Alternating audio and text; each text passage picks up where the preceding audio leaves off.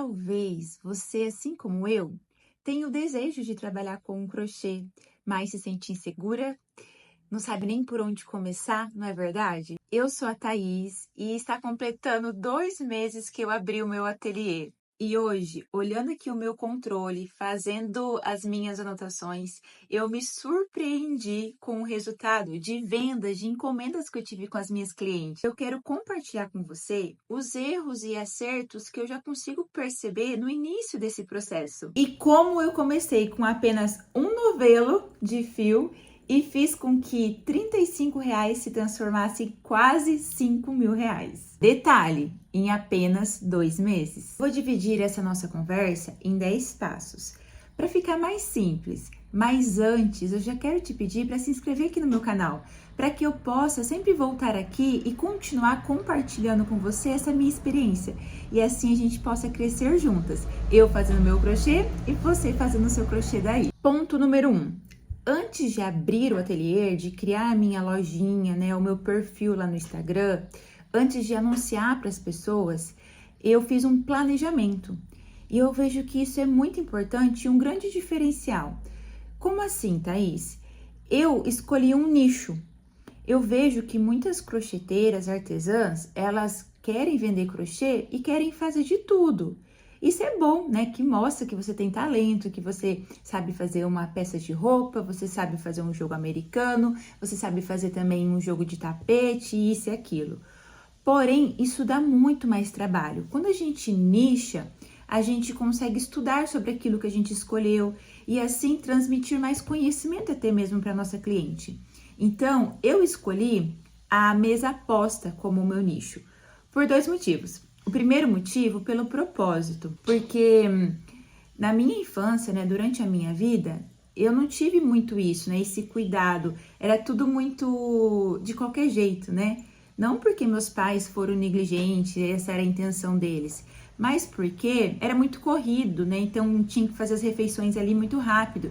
Então eu decidi que quando eu me casasse, na minha casa isso seria diferente. A gente ia sentar na mesa e fazer a refeição ali juntos. E se eu pudesse trazer beleza para esse momento, isso teria mais valor. Então eu gosto de mesa posta. Então primeira coisa, por causa desse propósito, eu quero transmitir isso para as minhas amigas, para as minhas clientes, para as mulheres que eu conheço, que o momento que a gente tem ao redor da mesa é um momento muito importante em família. O segundo motivo foi pela praticidade. Então, fazer uma peça assim, né, de jogo americano é muito mais rápido do que fazer várias coisas, né? Ficar fazendo tapete, do que fazer peças de roupa, enfim. Então, assim como eu avaliei aquilo que eu acredito, o propósito do meu trabalho, a praticidade, né? Se eu tenho paciência, se a minha dedicação numa peça de uma semana vai ser a mesma dedicação numa peça de 2, 3 horas, aí eu consigo escolher melhor, né, o meu nicho. Então, avalie isso em você também. Não fique pensando assim, mas mesa posta dando certo, eu vou fazer mesa posta. Não, avalie aquilo que é mais interessante e tem a ver com você. Segundo ponto, eu escolhi trabalhar então com mesa posta e eu escolhi que desde o início eu queria oferecer para minha cliente algo muito bonito, de qualidade e que durasse muito tempo, que ela fosse lavar e permanecesse ali, né, na mesma forma, na mesma beleza. Então, por isso, eu quis um fio de qualidade. Então, eu decidi que desde o começo eu trabalharia com o barroco, tá? Mas, Thaís, né, e se fica um valor muito caro da peça, você não faz com um fio inferior? Não, eu decidi que não, que eu iria oferecer algo de qualidade para minha cliente. Terceiro ponto. Eu decidi alimentar na minha mente uma ideia, que era a ideia de que é possível dar certo. Como que eu fiz isso? Então, eu acreditei, né? Eu acreditei que poderia dar certo o meu ateliê. Eu já fui entregando para Deus, já fui pedindo para Ele me orientar, para Ele abrir as portas, para que Ele, né, tocasse a minha inteligência para eu fazer as melhores escolhas possíveis. E também eu fui atrás de artesãs que estão dando certo. Então, procurei no Instagram, procurei, né, em outras plataformas, olhei muito imagens, né, de mesas postas bonitas, e eu fui dessa forma alimentando o meu imaginário, de que dá certo, se tá dando certo para alguém, pode dar certo para mim. E o que essas pessoas estão fazendo? Procurei observar isso, porque dessa forma eu vou validando na minha cabeça que é possível sim dar certo. Porque eu vejo muitas pessoas já pensando assim: ai, ninguém paga, ai, não dá certo, ai, na minha cidade é assim, ai, na minha cidade é assado. Tá, então se você fica se alimentando disso, você não abre na tua cabeça a possibilidade de acreditar que vai dar certo. Eu me alimentei disso e continuo me alimentando. Então tem algumas artesãs que eu me identifico com elas, com o jeito delas trabalharem, com as peças, com as cores que elas escolhem. Eu fico ali sempre visitando esses perfis, para que eu continue, né, me motivando e me validando que o meu ateliê também pode dar certo. Quarto ponto, e aqui eu acredito que é um grande diferencial. Quando eu abri o ateliê, eu decidi trabalhar com coleções. Então, eu não tenho lá um portfólio onde tem vários modelos e eu mostro para minha cliente todas as cores disponíveis no catálogo da Barroco para que ela possa escolher do jeito que ela quer. Não. Por quê, Thaís? Porque quem entende de crochê sou eu, não é minha cliente. Quando a gente trabalha com vendas, a gente precisa entender que a gente coloca um certo nível de consciência na outra pessoa. Ela é como se aquela pessoa viesse sem entender nada e eu que entendo daquilo mostro para ela a possibilidade. Qual possibilidade nesse caso? Dela ter um jogo americano muito bonito, de uma cor que ela gosta, que combina com a mesa dela, com a cozinha dela. Tudo isso sou eu que vou colocando na cabeça da minha cliente. E eu percebo que algumas artesãs fala que faz crochê e fica ali, né, esperando a própria cliente concluir qual modelo que ela quer e a cor que ela quer. Não, sou eu que faço isso, o ateliê é meu. E eu percebo que com coleções, cria nelas essa expectativa de ver quando que vai ser a próxima coleção. Então eu faço, né, todo como fala? Que cria curiosidade? Ah, esqueci o nome da palavra. Ah, esqueci. Mas eu faço todo esse suspense, né? Daqui 5 dias vai ter a nossa coleção do mês. Aí eu vou dando spoiler, né? Então vamos supor, nessa cor aqui, eu não falo para elas que o nome é tâmara. Eu falo que é terracota, porque é mais fácil delas entenderem. Lembra? Eu entendo de crochê. Eu preciso que a minha cliente entenda numa linguagem que fica mais fácil para ela. Então eu vou postar lá a cor terracota. Eu vou dando alguns spoilers, né? De uma folha seca caindo de uma árvore no outono, algo assim, sabe? Para que crie desejo nela. E dessa forma, eu consigo sempre ter modelos, sempre ter lançamentos e eu consigo estudar um modelo que combina com aquela cor.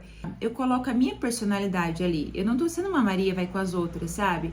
Então a cliente consegue perceber um diferencial.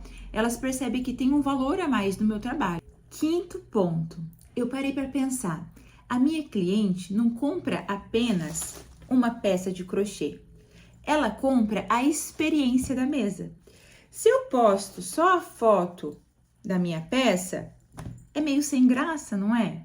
Agora, se eu posto a foto da mesa posta, colocando ali um pratinho, colocando um bolo na mesa, todas as vezes que a minha cliente for sentar para tomar café e ela olhar para a mesa dela e ver que a mesa dela não tá bonita, ela vai lembrar de mim. Nossa, ela vai lembrar, olha, as fotos que a Thaís posta é tão bonita, acho que eu quero um jogo americano. Então, eu procurei valorizar a experiência da mesa. Então, nas minhas fotos, quase todas são com as peças com a mesa montada. Depois que eu mostro a mesa montada, eu mostro a peça sozinha. Mas primeiro eu gero esse valor, essa experiência. Porque não é uma peça de crochê que ela compra. É uma experiência da mesa, de uma mesa bonita. Para ela vivenciar e para ela poder servir para a família dela também. Sexto ponto. Eu precifiquei da forma correta. Como assim? Eu não fui lá e vi o que a minha colega, né, às vezes que mora em outra cidade, em outro estado, que também é crocheteira, vi o valor dela e coloquei também no meu. Não. A forma correta de precificar é você ver o custo que você tem de material, né? Então, vamos supor que esse novelo aqui, ele custa R$35 aqui na minha cidade. Vem 400 gramas. Quantas gramas tem essa peça aqui que eu fiz? Aí eu faço as continhas, né? Eu vou lá, peso, faço a continha. Então, tem que ter exatamente, né, o custo correto, não mais ou menos, tem que ter o custo correto. Além desse custo, quantas horas eu gastei para fazer e quanto que custa a minha hora? Então, eu coloco isso no valor também. Somei essas duas coisas, né, o custo de material mais o custo da minha hora, eu preciso colocar o lucro ali. Quanto que eu quero lucrar em cima dessa peça? Então, eu fiz essa precificação da forma correta, de acordo com a minha realidade aqui, do valor que eu pago no material e quanto eu quero cobrar na minha hora. Se você não sabe fazer essa conta, me conta aqui nos comentários que eu gravo um outro vídeo ensinando como que faz. 7º ponto. Além da experiência da mesa, que eu quero passar para elas nas fotos, eu pensei também na experiência da minha cliente quando ela recebe o kit na casa dela. Eu não queria que ela recebesse só uma sacola, sabe? Eu queria que ela tivesse realmente uma emoção ao receber ali, ao pegar as peças nas mãos. Então, eu procurei uma caixa que me agradasse, uma caixa bem simples que eu compro na Shopee. Eu posso até deixar o link aqui para vocês na descrição. Uma caixa de uma cor que eu gostasse, então eu escolhi a cor de papelão mesmo, craft. Eu escolhi a cor da fita que eu fosse passar ali, que fosse uma cor que combinasse com o meu ateliê, não fosse qualquer fita, né? Uma fita rosa, vermelha, azul, não, uma fita que combinasse. O cheirinho, eu fui, né, numa loja de cheiros e senti vários cheiros ali e escolhi um que eu queria que combinasse ali com a experiência da minha cliente. Comprei um vidrinho que eu sei que vai durar por muito tempo, né?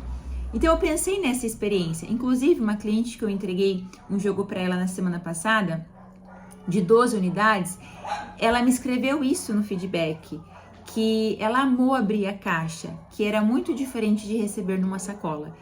Isso parece que não faz diferença, mas faz a diferença. Então, pensar nisso, né? Qual que é o diferencial? Qual a experiência que você quer que a tua cliente tenha a hora que ela abre a caixa com o jogo que você fez para ela? 8º ponto. E aqui é um ponto, olha, que a gente precisa aprender a comunicar de um jeito que agrade a nossa cliente. O que acontece? Vamos supor que a minha cliente me pediu um orçamento de 12 peças, né? 12 peças vai sair ali em torno de R$600, porque eu cobro uma média de R$50 por cada unidade. Se eu passar para ela que é R$600 e pronto, a chance dela não fechar comigo é muito grande. Então, a gente precisa aprender a negociar também. Então, eu trabalho com uma maquininha de cartão e eu sei já quanto que vai ser de juros. Tem como fazer ali a simulação, né, no aplicativo da maquininha. Quando eu vou passar para minha cliente o valor total, eu passo o valor total. Ou às vezes eu falo, fulana, nesse jogo fica o valor total assim, ou cada unidade é tanto. Eu consigo parcelar em até 6 vezes no cartão, a parcela fica tanto. Então, eu já vou lá na minha maquininha e já faço a soma de quanto ficaria parcelado. E já passo para ela dessa forma.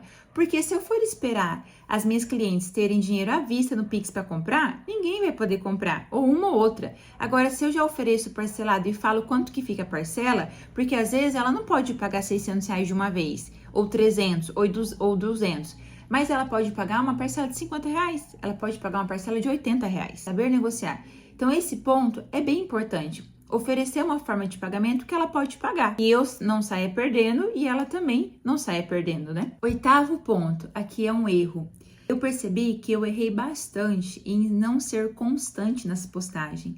Às vezes eu postava lá no Instagram um bom dia, uma mesa posta, mostrando as peças e eu recebi algum pedido. Aí depois eu ficava preocupada, né, em dar conta do pedido e ficava 3, 4, 5 dias sem postar. Isso é um erro, é uma coisa que eu quero mudar, porque eu tenho certeza que se eu tivesse sido constante, eu teria tido mais encomendas. Pra gente finalizar, o 10º ponto é que muitas vezes eu me peguei comparando com outras artesãs que têm um perfil muito mais bonito, que tem muitos seguidores, né? Agora que eu bati 350 seguidores, outras artesãs, né, que postam reels que super viraliza, eu ficava me comparando. E isso foi um erro muito grande porque fez com que eu perdesse tempo. Olhando aqui para o meu caderninho, vendo as minhas anotações, eu pude perceber que não importa ter um monte de seguidores. O que importa é eu olhar para a realidade. E a minha realidade foi que, mesmo com poucos seguidores, eu tive encomenda. Então, isso é o mais importante, olhar para o que realmente importa, né? Então, no começo, eu contei para minhas amigas, eu pedi para minhas amigas me ajudarem divulgando. Todas as clientes que eu fui atendendo, eu fui pedindo para elas postarem, e assim eu fui tendo encomendas. Então, o que mais importa nesse começo? Ter as encomendas, ter a minha agenda ali com pedidos, né? Ter a minha agenda lotada para os próximos dias e não me preocupar em ter muitos seguidores simplesmente para sentir que eu consegui. Porque o meu conseguir, na verdade, é ter encomendas e não ter um perfil com 10 mil seguidores. Isso vai ser consequência com o tempo. Então, esse 10º ponto é essa comparação. E eu desejo que vocês pensem nisso também, sabe? O que realmente importa? Então, qual que foi o meu resultado nesses 2 meses de ateliê? Eu tive um total de 15 clientes fazendo pedido, desde quando eu comecei. Teve clientes que compraram 4 unidades, teve clientes que compraram 6, teve clientes que encomendaram 12 unidades. O total totalizou 100 unidades. Hoje, quando eu estava fazendo ali as anotações, eu percebi que deram 100. Eu falei, caramba, eu realmente vou fazer o meu vídeo agora para comemorar esses 100 lugares americanos feitos, né? Mas agora há pouco, antes de começar aqui a nossa conversa, eu entrei no meu Instagram e uma colega da academia me mandou que ela quer mais 4. Então, totalizando 104. Mas aqui na anotação que eu fiz para compartilhar, foram 100 unidades. As minhas peças, elas têm o valor de venda de R$ 44,90 a R$ 52,90, depende do modelo, né? Dentre os que eu já trouxe nas coleções. 100 unidades me trouxe um total de R$ 4.954,30. Eu comecei com um novelo, que eu paguei R$ 35 aqui na minha cidade. E eu fiz esse modelo se multiplicar em R$ 4.900, quase R$ 5.000. Eu considero que o meu lucro é em torno de 70%, que daí é a minha hora trabalhada mais o lucro que eu coloco em cima. Então, 70% de lucro em cima desse valor me deu quase R$ 3.500. R$ 3.500 trabalhando de dentro de casa, algumas horas do meu dia, muitas vezes sentada no sofá, assistindo com o meu esposo, acompanhando a minha família. Então, para mim, isso é um valor bem significativo. E eu tenho certeza que o resultado disso tem tudo a ver com os 10 pontos que eu acabei de compartilhar aqui. Todo mundo que me manda pedindo um orçamento fecha? É claro que não. Mas as que fecham, eu tenho certeza que elas vão receber na casa delas um jogo de muita qualidade, um jogo bonito, um atendimento muito bom. Elas não vão se arrepender. Não é uma cliente que paga R$ 50 uma peça e se arrepende. Não, ela vai pagar e ela vai adorar, né? Ela vai gostar muito. Esse final de semana mesmo eu recebi o feedback de uma cliente falando que é muito mais bonito pessoalmente do que pelas fotos. Então isso é muito bom. Eu acho que vale a pena a gente não diminuir a qualidade do nosso trabalho, não diminuir o valor do nosso trabalho simplesmente para agradar todo mundo. A gente não precisa agradar todo mundo, a gente precisa agradar quem vai pagar o preço daquilo, né? Agora me conta aqui nos comentários quais desses 10 pontos você precisa dar mais atenção para que o seu ateliê possa dar certo também, ou que você possa começar do jeito certo logo de cara, né? Se você quiser me acompanhar lá no Instagram, o meu perfil, o meu ateliê é esse daqui, se chama Mãos à Obra, e eu vou adorar ter a sua companhia junto comigo. Obrigada por ter assistido até aqui. Eu espero de coração ter te ajudado e que a gente possa se encontrar novamente no meu próximo vídeo. Um beijo!